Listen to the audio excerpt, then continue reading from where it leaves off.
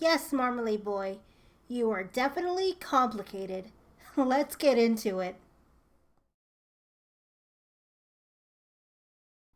Hi, everyone. Thank you so much for joining me today on this late Friday evening.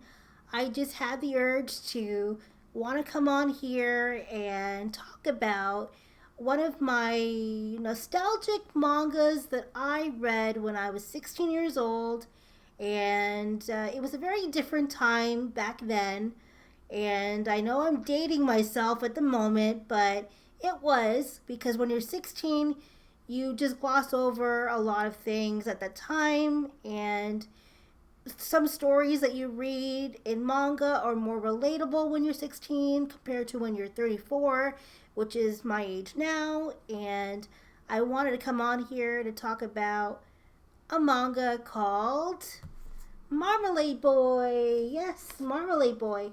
I have a lot of nostalgic feelings toward it, but I also, by the time I got done with the book, I felt very conflicted about it because there were just things that raised a few red flags for me as an adult reading this. But let me just start off with how I got into manga in the first place.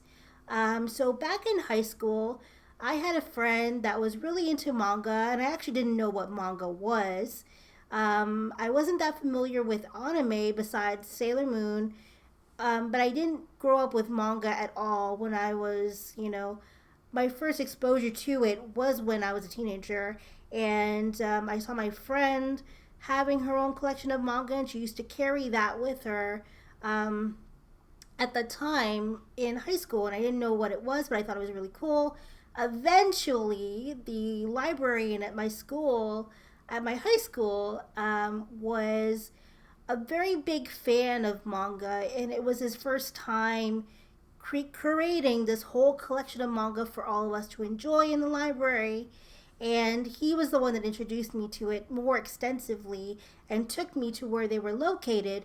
And I remember him telling me that he was so in love with the art style and the stories, and that's how I got into manga more exclusively.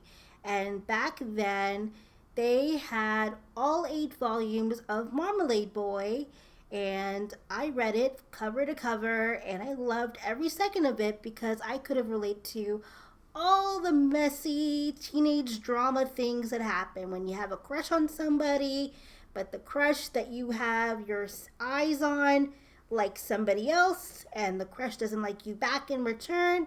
That can cause a lot of hurt feelings, and at 16 years old, it was lovely to have a manga that you can relate to. Now, with this manga now re released as a collector's edition, um, I was very excited when this was first coming out because I could have relived some of my memories with this manga. But as I started reading it and towards the end, I was just getting very conflicted and very surprised at what I glossed over when I was 16. Things were, I didn't realize how problematic some things in this book were at the time. And yeah, so essentially, the story starts off with Mickey getting the news that her parents are divorcing and swapping their partners with another couple. And this couple has a son.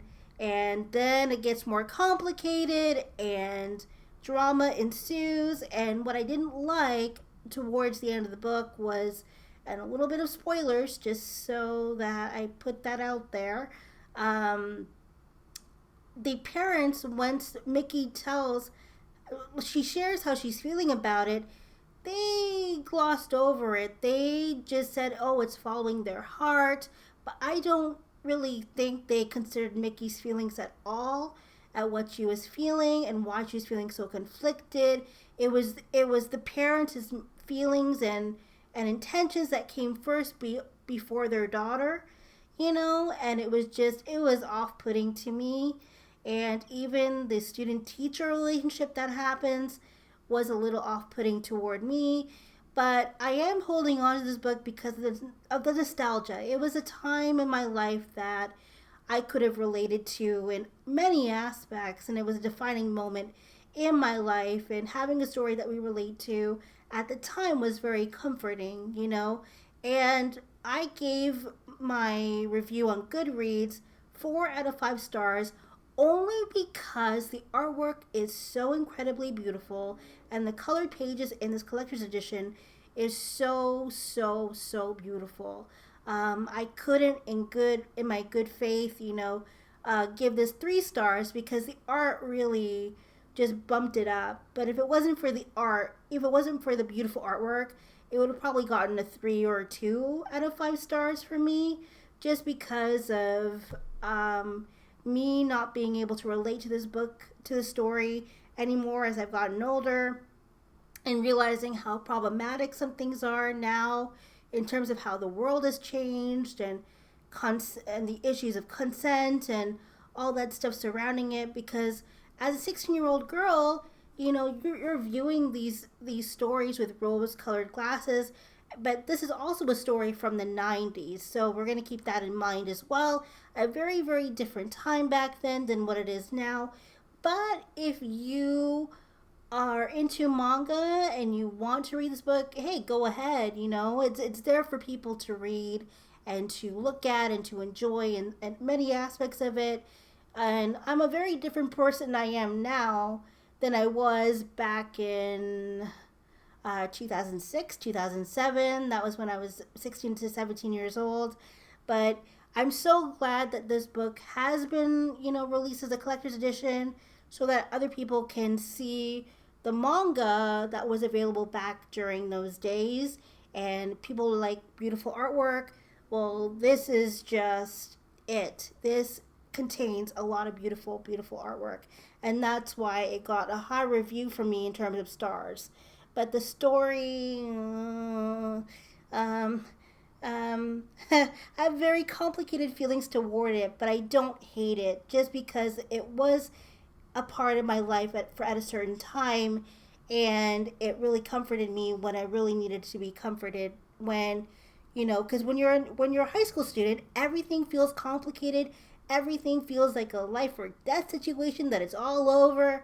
And heartbreak hurts. Heartbreak still hurts even as an adult. But I think it's more when you're a teenager, you're a lot more. When you experience heartbreak, it hurts and you cry a lot and you just, I don't know, it feels like it's hard to pick yourself back up in terms of life experience. But I did appreciate that later on in the book, again, spoiler warning, Mickey does have a cozy interaction with her stepdad, and I love that.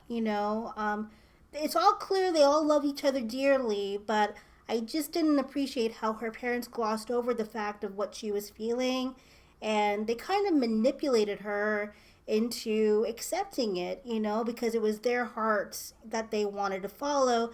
And I get that, but when she was out of sorts in the moment of the book, they created this whole scene where they kind of just manipulated her. I felt like she was manipulated at a certain point in the book. So I forgot which chapter it was in because it's been a couple months since I read this, but when Mickey is not herself, the parents stage kind of like a fake sense of that they're starting to have problems with each other. They can't get along in the house or whatever. And I just felt that was very manipulative of them because of their daughter's feelings. Yeah, it was all over the place for me, and I thought that was kind of wrong there. Or rather, it was wrong there. But for nostalgic purposes, this book can bring back a lot of memories from when I was a teenager, especially when you want to revisit that time or you want to heal from that time and you need comfort. This book can help with that because you can relate to the teens in the book. But there are things that I don't agree with as an adult today. But thank you guys so much for joining me. Thank you to subscribing. I really appreciate your support. You all are lovely. And I hope you enjoyed this quick, random review of a manga. I've never done this before, but I will get better as time goes on. Take care, guys. Bye bye.